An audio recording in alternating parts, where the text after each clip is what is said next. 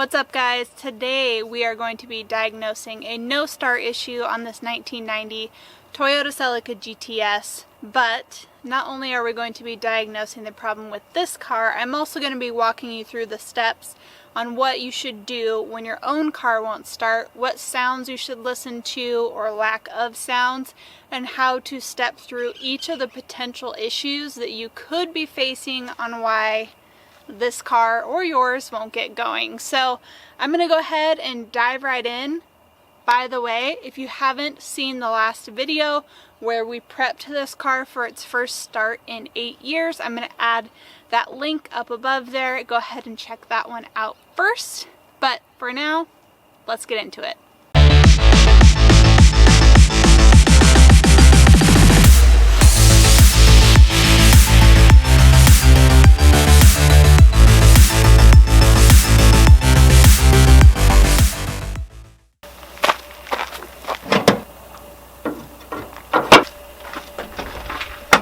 Alright, let's see if it's going to start.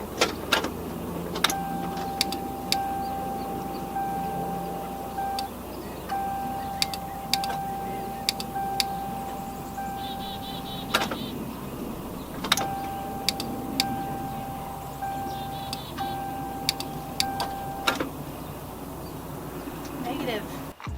Alright, so as you just heard there, the only sounds that are coming from this car when I turn the key over is a very distinct but light click, click, click, click, click, click.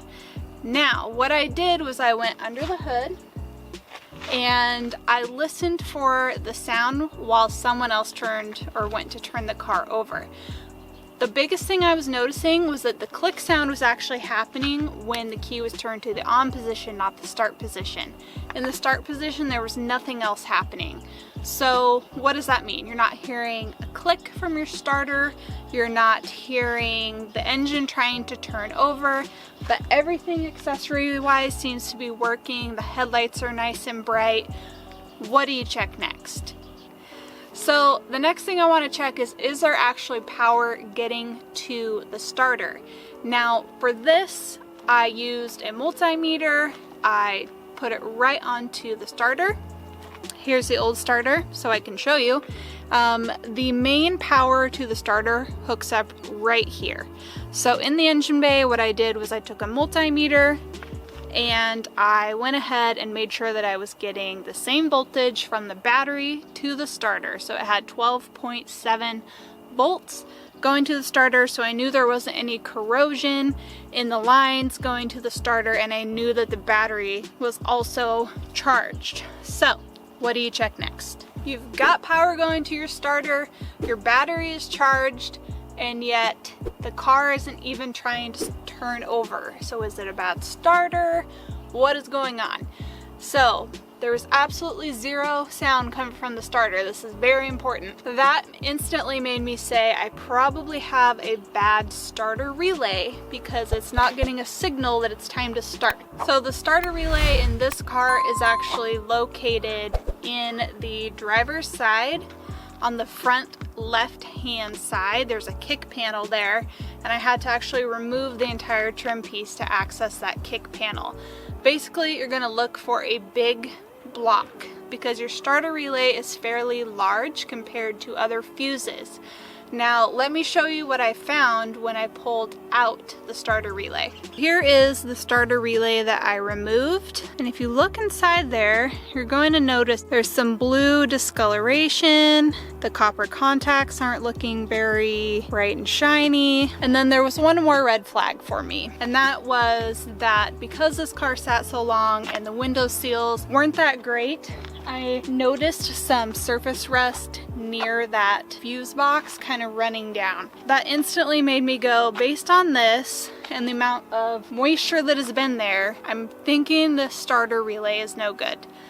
Luckily, I had a parts car and I had one of these sitting around and was able to plug in a new one, and sure enough, this happened.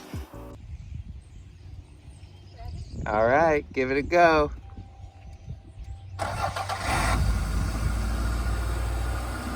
What?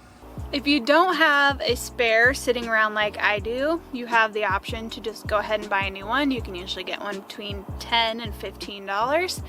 But if you want to test it first, what you need to do is connect power, 12 volts of power, to the prong that usually receives the power, and you'll have to figure that out for your individual car. Then you're going to want to test for continuity between the other two, if it's set up like this, prongs, to see if the relay is indeed good.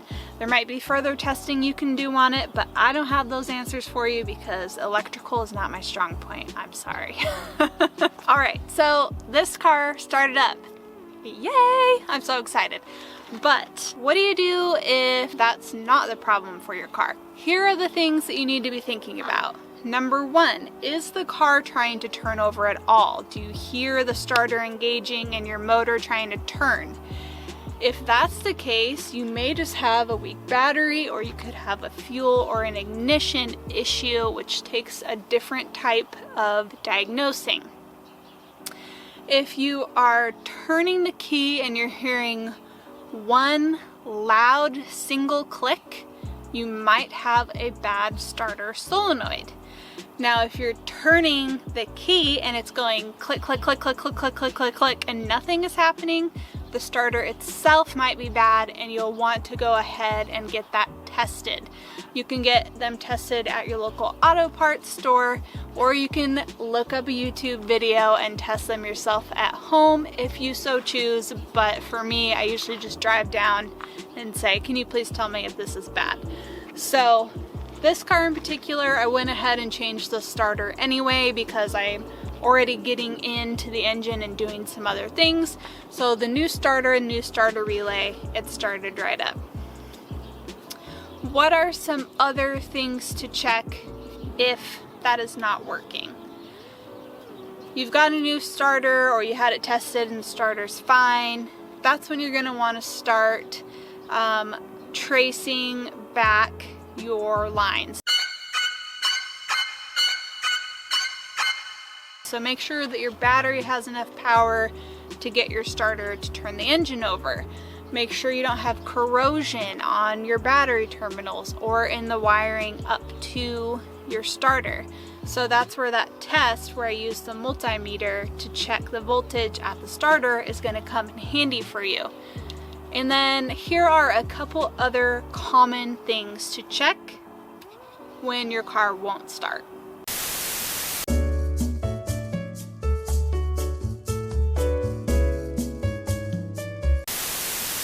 Okay, so what are some other reasons why your engine might not be turning over at all? Your starter relay is good to go, your starter is good, so your battery's great, they're not corroded on the cables, the ends look good. What else? Here are some other things that could be happening. Number one is, if you have a manual car, make sure that your neutral safety switch, which is usually located at the bottom of your pedal, is functioning correctly. So you can get that tested. You can go ahead and just replace it if you want. With these older cars, sometimes it's better just to go ahead and replace them, especially if the OEM parts are still available and you don't mind spending the money. But you can get that tested, or you can look up how to test your neutral safety switch. You're gonna need a multimeter, and if you're working on your own car and don't have one, definitely recommend that you pick one up because it has a multitude of uses. Multimeter, multitude of uses. Anyway, what else could be happening? Your fusible link might be blown. Now this is something, again, in your wiring that you're going to want to check. You're going to look inside of your large engine fuse block and start there. And then lastly, if your engine still isn't turning over and you've gone through all of those, check your ignition switch and see if your ignition switch is functioning correctly as well. One other common issue that actually happened to me on my last car is when your negative connection, your ground for your car, isn't hooked up or something's corroded. So make sure to double check your grounds. It's really common to forget to hook them back up when you are taking things off to get at your transmission or different parts, and sometimes you just forget. So Again, you got kind of the best way to do it is to look at your wiring harness and start looking for little offshoots that might have an eyelet or something on the end of them with a bolt, something that needs to be connected to your chassis or to your motor. You know, if you don't have the proper ground, your car is also not going to start. So that's something to also make sure that you check. And that is what I have for you today. Make sure that you stay tuned for this series because I'm going to be covering how to get a project car roadworthy from sitting for 8 years. Look at all this nasty to being an autocross car. And getting it really safe and running through the full checks, tires, brakes, suspension, clutch, parts. We're going to be changing out so many things, so make sure to hit that subscribe button. Stay tuned for the next video. You're not going to want to miss it. And if you're having problems with your car starting, let me know below what's going on and maybe I can help you come up with some solutions. I'll see you next time on Katie's Garage. Bye!